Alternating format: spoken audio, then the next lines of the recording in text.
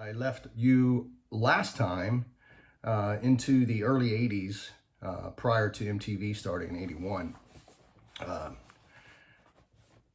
I wanted to catch up with that and talk about what happened around that same time and a little bit later, going up to 84 when I joined the Air Force. But first, let me just put another disclaimer out, because on the last couple videos, I kind of bagged on Led Zeppelin. And let me just say right now, I own every Led Zeppelin album on vinyl, from their first album all the way up to In Through the Outdoor.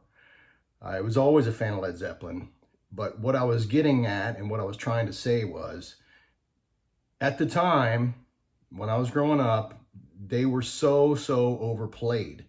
And I was just searching for different music to get into instead of just the Led Zeppelin. So Led Zeppelin was one of the greatest bands of all time. And I still believe that. So don't take me the wrong way. Okay? I was just getting tired of Zeppelin at the time. Okay. So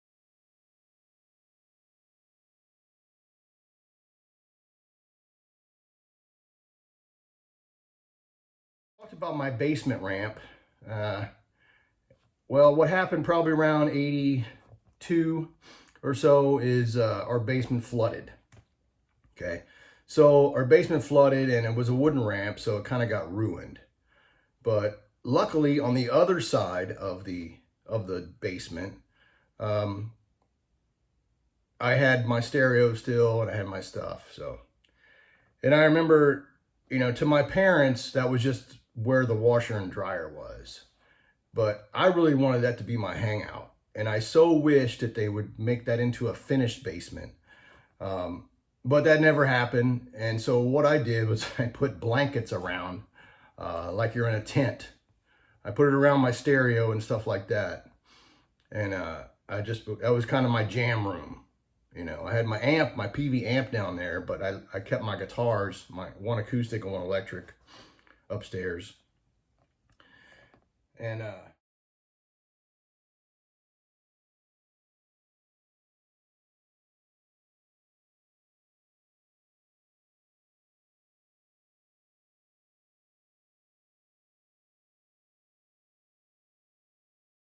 most of the houses were built in the 50s and 60s, so it was little older homes. And my next door neighbor, I don't know what's up with this kid, but he was always grounded for something. So he was always home. And he was different than me. He could care less about MTV or Judas Priest or Van Halen or skateboarding, mind you, or anything going on with popular radio, because this dude was stuck in the early 70s and 60s. So I'd go over to his house and he'd quickly say, "Get in here, hurry up." And he'd shut the door and lock it so his little brothers wouldn't come in. And he'd be jamming with the windows wide open, loud as hell, to like the Beatles and the Doors and Neil Young and Janis Joplin and Jimi Hendrix and stuff like that, which I, of course, heard of and listened to occasionally, but I didn't own any of their albums. But this guy was totally into that stuff. And even early Black Sabbath, which of course I had been a Black Sabbath fan, but that's one band that we agreed on. So going over to his house, I'd be sifting through the albums and looking at it, and I was like, yeah, this is kind of lame at first, is what I thought. But I started to get into it. But the next thing I know, he's shooting his BB gun out the window at birds and whatever target he felt like hitting at the time. And that was kind of it. He rarely came over to my house because, like I said, he was almost always grounded. But he kind of got me into, and I appreciate it to this day, that generation of music, or that style of music, which was, we call hippie rock now, or classic rock, or the bands from Woodstock. These twin brothers moved across town, okay, and they had a new house, and parents got divorced or whatever. But anyway, they got a house, and with my basement ramp kind of being messed up and not able to skate on, so that became the new hangout after school and you know, on weekends and stuff, or whenever we get over there. And I usually rode my board down there because it was probably a couple miles, I guess. But so they had a ramp, but to tune up to get ready to skate, you know, we'd always go to one of their rooms and blast up some vinyl, and usually it was Priest, the Iron Maiden Killers album. The first time I heard Motorhead was at their house, and we would rock out to that stuff. Scorpions, you know, the hard rock and metal of the day is what they were into, and what I also liked. And then we'd go skate, and we'd have a good time and stuff.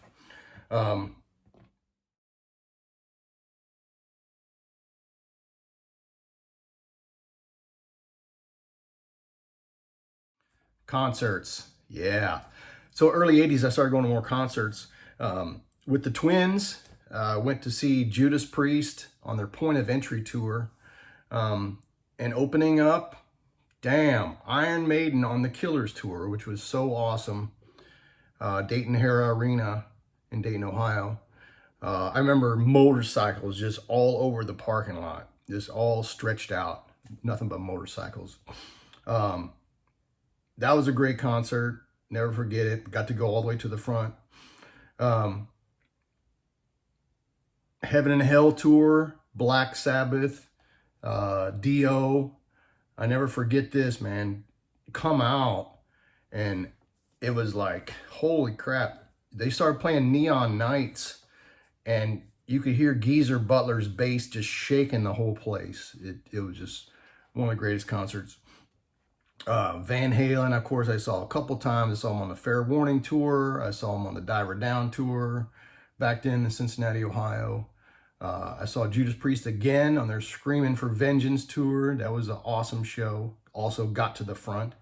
I started working at a restaurant, and some of my workmates and I, we went to see Iron Maiden again. Weird lineup. It was Iron Maiden, and it was Rainbow when they had the other guy that sang Stone Cold, Joe Lynn Turner, that's his name.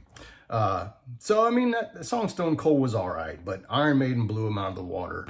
And then the last band that played, strangely enough, was 38 Special.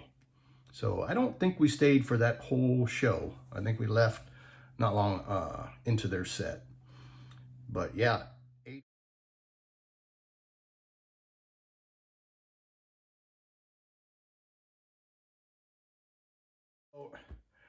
When I would ride my board back home, the couple miles, I'd pass by this kid's house, and he was the kind that he was like a bully in our school. Okay, he was in the same grade as me, but he was one of those bully kids.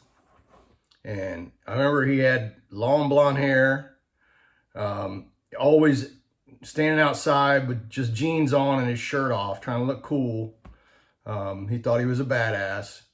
But what we would hear sometimes, or I would hear when I was riding my board home, was he'd have the windows wide open in his bedroom, and he'd be blasting guitar. Now, it sounded damn terrible. He was awful, but it was loud. And we're like, wow, that dude's got a big amp or something.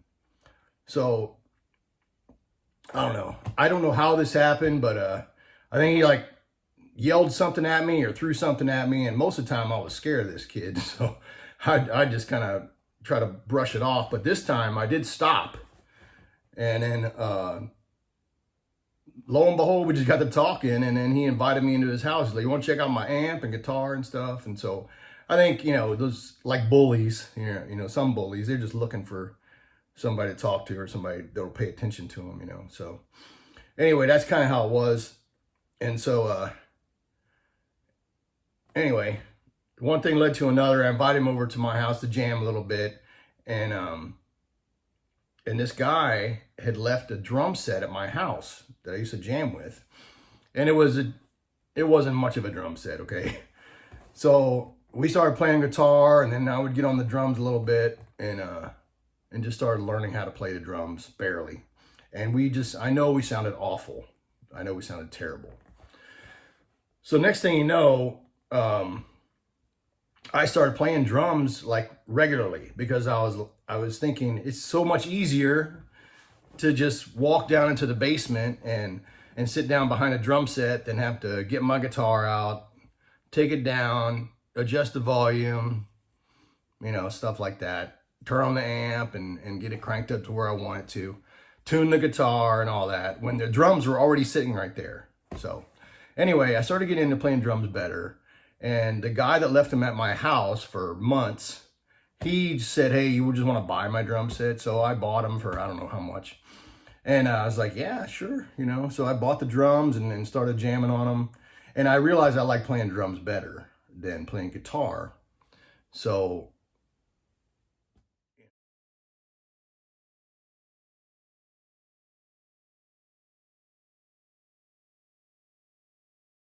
that was that. And that, you know, the jamming thing with that kid never worked out. He was a jerk.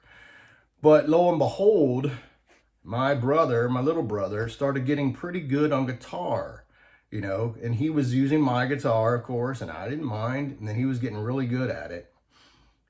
And so him and his friends that he played soccer with, or on the soccer team with or whatever, they all of a sudden they come over to jam. And they're in the basement, you know, and then they had a keyboard player, bass player, and of course my brother on guitar, and they all sang really good harmonies.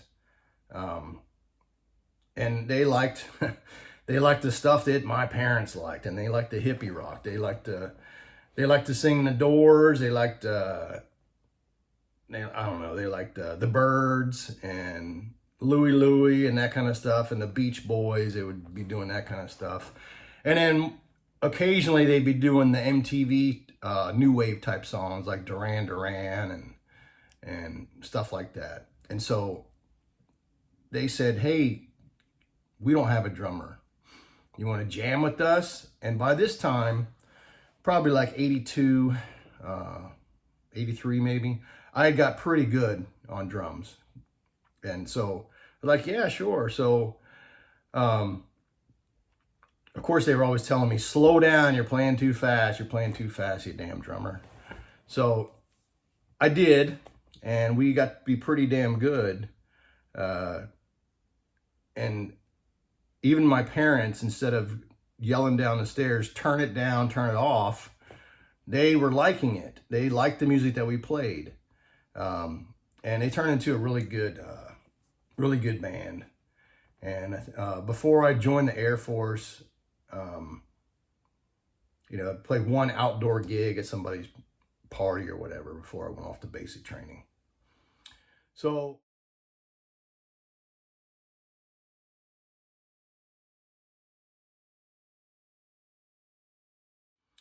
we'll leave it at that for today. And next time we'll get into kind of mid 80s, join the Air Force, moving to Texas. I had a big changes in my life back then, but thanks for watching the Rich Raw Dog Drums channel. History over coffee. Not sponsored by Starbucks or North Face. Cheers.